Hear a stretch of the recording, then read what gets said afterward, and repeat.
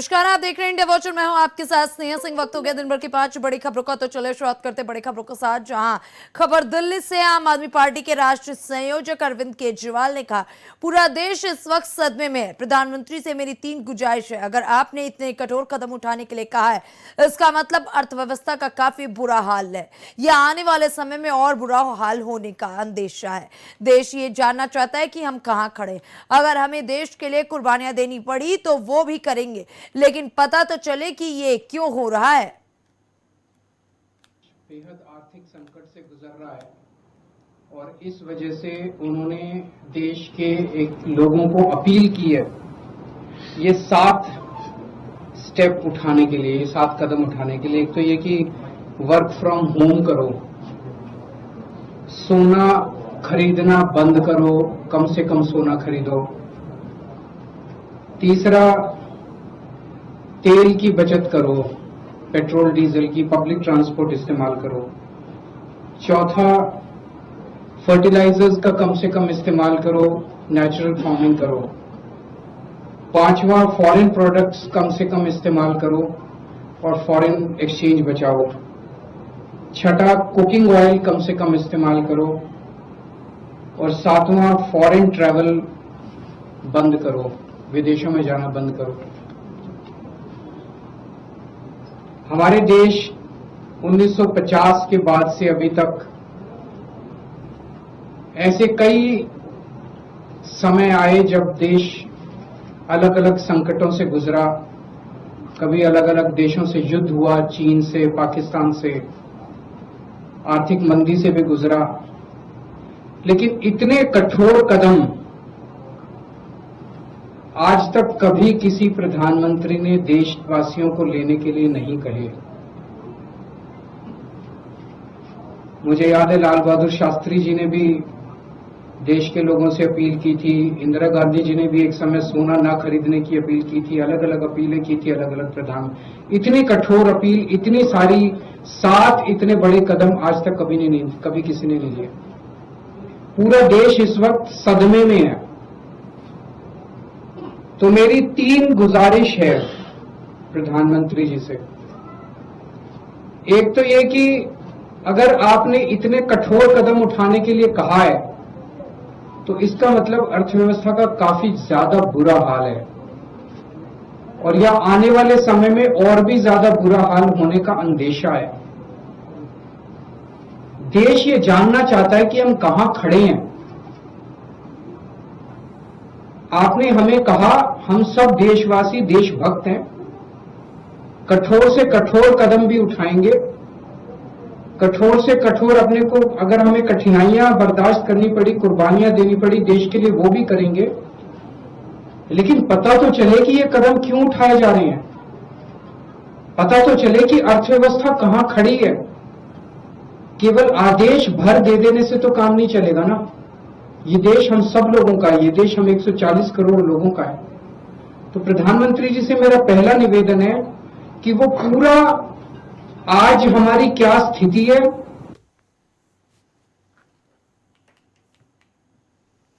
Statue of unity का दौरा करने पर केंद्रीय मंत्री गजेंद्र सिंह शेखावत ने कहा, जब हम सब अपने आप को गर्व से भारतीय कहते हैं, निश्चित रूप से हमारे मन में, हृदय में सरदार पटेल के प्रति एक श्रद्धा का भाव तो उभरता ही है, लेकिन साथ ही साथ एक कृतज्ञता का भाव भी उभरता है। विश्व की सबसे ऊंची प्रतिमा सरदार पटेल की बनकर सरदार पटेल को श्रद्धा सुमन अर्पित किया गया है।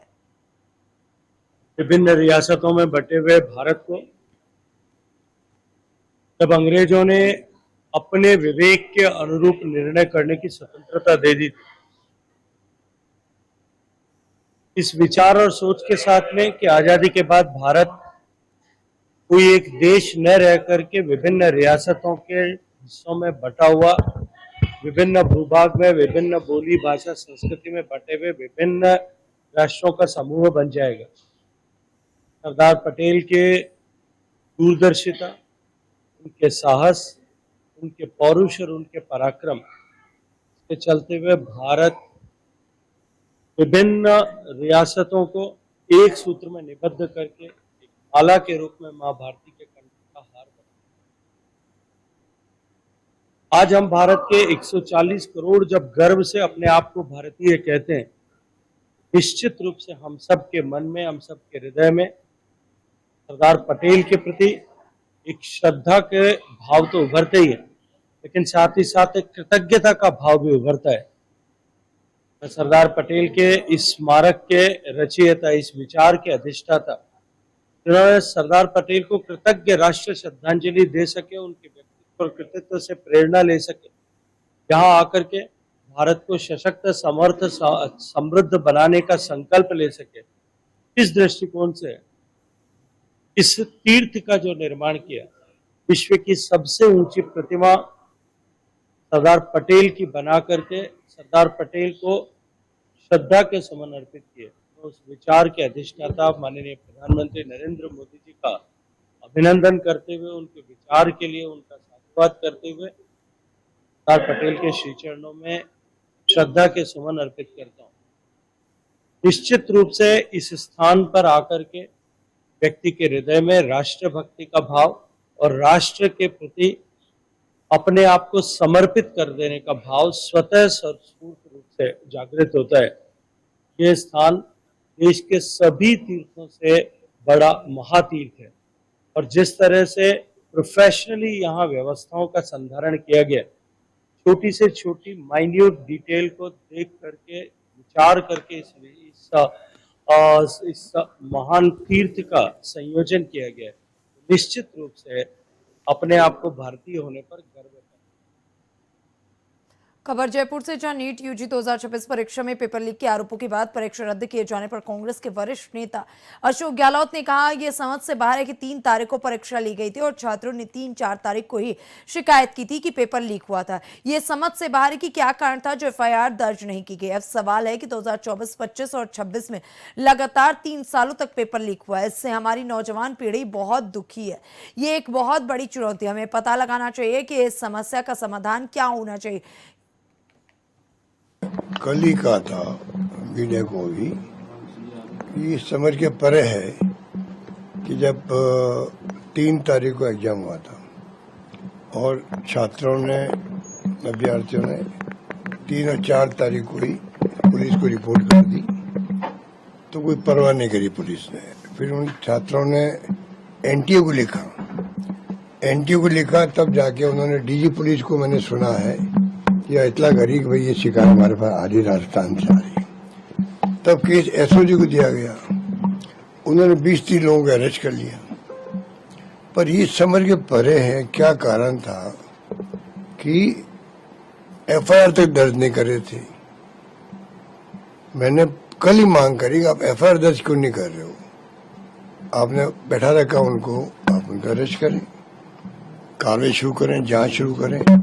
पूरे राजस्थान की बदनामी हो रही थी, पर ये समझ नहीं आ रहा कि स्टेट गवर्नमेंट ने क्यों ऐसे स्टेशन दिए होंगे। एसओजी संस्था जो है उनके अधिकारियों में समझ पैदा हो गई कि हम कार्रवाई आगे बढ़ाए नहीं बढ़ाए। ये खबरें भी आ रही थी एसओजी से भी, ये बहुत ही अनफॉर्चुनेट बात थी। अब सवाल ये कि 2024 में पेपर आउट हुआ, 25 में हुआ और 26 में हो रहा है। 3 साल लगातार एनटीए से पेपर आउट हो रहे हैं। जब तक आप तय में नहीं जाएंगे तो ये आगे भी ऐसी स्थिति बनती जाएगी। पहले भी जो एग्जाम होते हैं राज्यों में, वहां पे भी राजस्थान सहित मैं जहां तक समझता हूँ शायद उसमें यूपी भी है, गुजरात भी है, हो सकता है एक आधे स्टेट में गलत बोल रहा हूँ, मतलब देहरादून का भी रिपोर्ट आई थी, बिहार से भी आई थी, कई राज्यों से आती रहती है। तो ये जो पेपर लीक के जो गैंग बन गए हैं अलग अलग राज्यों में और राष्ट्रव्यापी, इससे हमारे जो नौजवान पीढ़ी बहुत दुखी है। तैयारी करते हैं, एग्जाम होते हैं, फिर एग्जाम रद्द करने पड़ते हैं। हमें भी राजस्थान एक आउट हो गया, रद्द करना पड़ा था। तो ये बहुत बड़ी एक समस्या, चुनौती के रूप में हमारे सामने है। भारत सरकार को चाहिए, मैंने पहले अपील की थी, ये जो राष्ट्रीय स्तर पर जो ये ऑर्गेनाइज वे में काम हो रहा है, ऑर्गेनाइज वे में गैंग बनी हुई है, ये पता लगाना चाहिए ये इस समस्या के समाधान के लिए। अब आप आश्चर्य करोगे, अभी ये राजस्थान में एसओजी जांच कर रही है, वो पेपर जो राजस्थान से आउट हो गए जयपुर या सीकर से, जो हम सुन रहे हैं, उसने एफआईआर लॉन्च आज भी नहीं करी है, आज की होगी। और बताइए एनटीए ने बिना एफआईआर दर्ज करे पेपर को कैंसिल कर दिया, रद्द कर दिया। इसका मतलब उनके पास जो खबरें गई है ना छात्रों से जिन्होंने एग्जाम दिया है, डॉक्यूमेंट भेजे हैं, उनसे कन्विंस हो गए। उन्होंने इतना बड़ा एग्जाम 22 लाख छात्र बैठे उसके अंदर। बिहार की राजनीति और कानून व्यवस्था को लेकर बड़ा बयान सामने आया। बिहार के उप मुख्यमंत्री सम्राट चौधरी ने अपराधियों को खुली चेतावनी देते हुए सख्त संदेश दिया। उन्होंने कहा कि राज्य सरकार अपराध और अपराधियों के खिलाफ जीरो टॉलरेंस की नीति पर काम करे और बिहार पुलिस 48 घंटे के भीतर अपराधियों पर कड़ी कार्रवाई करेगी। समृद्ध हो, इन दोनों नेता के आशीर्वाद से मैं जरूर आश्वस्त करता हूं, ये भारत भी विकसित होगा और बिहार भी आर्थिक रूप से समृद्ध होने का काम करेगा। और हम लोगों ने पूरे इंडस्ट्री के लिए रास्ते खोले। यहां पर आदरणीय वित्त मंत्री जी हैं, इन्होंने 3,47,000 करोड़ का बजट पिछले विधानसभा में रखने का काम किया साथियों, और उसमें मात्र 60,000 करोड़ रुपया हम अपने संसाधन से दे पाते। हम पूरी अर्थव्यवस्था को खड़ा करना है, और क्योंकि अच्छा मैनेजमेंट नीतीश कुमार जी ने किया, सरदेव सुशील मोदी जी ने किया, विजेंद्र यादव जी ने किया, विजय चौधरी जी ने किया, सारी व्यवस्था बदली है। आज सुशासन है, कानून का राज है साथियों। मैंने जरूर ये पुलिस को हाथ खोल दिया है, सुशासन न्याय के साथ विकास कर रहा है, लेकिन जरूर मैंने कहा है कि पुलिस को यदि कोई चैलेंज करता है तो उसको 48 घंटे में पुलिस भी जवाब देने का काम करेगा। सर, कोई छूट नहीं सकता, कोई अपराधी बच नहीं सकता, क्योंकि सुशासन चाहिए। और यदि इंडस्ट्री को लाना है तो बिहार में सुशासन को और गति से बढ़ाना पड़ेगा। कोई अपराधी हो, कोई फर्क नहीं पड़ता, कौन जाति का है, कौन धर्म का है, ये हमारे लिए मायने नहीं रखता है। हमारे लिए मायने रखता है अपराध मुक्त बिहार, और अपराध मुक्त बिहार के लिए हम कुछ भी करेंगे, इससे कभी समझौता नहीं कर सकते। इसलिए साथियों, अभी कई चीजें इसी शहर में हो रहे हैं, चाहे वो सड़क बनाने का काम जो चर्चा आदरणीय अध्यक्ष जी ने किया, चाहे वो सैदपुर नाला हो, राजीव नगर का नाला हो। और जब मैं 2014 में स्वयं इस विभाग में मंत्री के तौर पर नगर विकास मंत्री था, तो मैंने एक्सपेरिमेंट के तौर पर असियाना दीघा का सड़क का नाला बनाने का काम शुरू किया। नीतीश कुमार जी ने कहा इसका एक्सपेरिमेंट कीजिए, लोग कहते हैं इसका सफाई कैसे होगा। मैंने जरूर कहा है, विनय जी को मैंने स्पष्ट तौर पर कहा है, इन तमाम नाले की सफाई की व्यवस्था भी करनी है, कोई चौक नहीं करे। और क्योंकि बारिश का मौसम भी आने वाला है, तो ये पूरी संरचना को खड़ा करना है, कई चीजें स्थापित करना है साथ।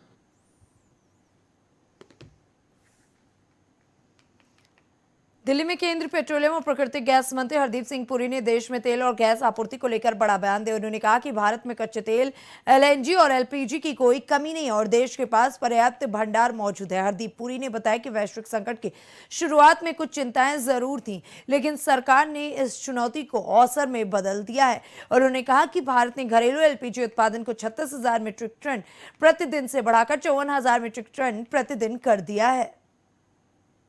Process that started on 28th February. We are now into 75th day of that. Let me tell you categorically, we have no supply side problems. Today, the country has more than enough stocks of crude oil, LNG and LPG. When this crisis began, there were some concerns, but we converted the challenge into an opportunity. We have ramped up our domestic production of LPG, which used to be 36,000 metric tons per day. We have now taken it up to 54,000 metric tons per day. All of you live in Delhi or you travel around the country, you must have seen there are no shortages anywhere.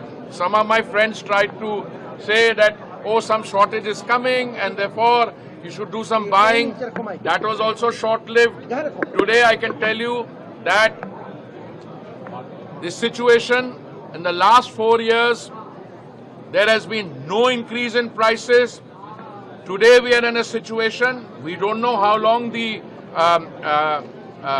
blockades or counter blockades in the Strait of Hormuz will continue, but I can tell you categorically that today we are in a situation where, unlike other countries in the world, which have had to either face severe problems in terms of availability and supply, or where prices have gone up 50-60%, the Honorable Prime Minister's statement is very visionary.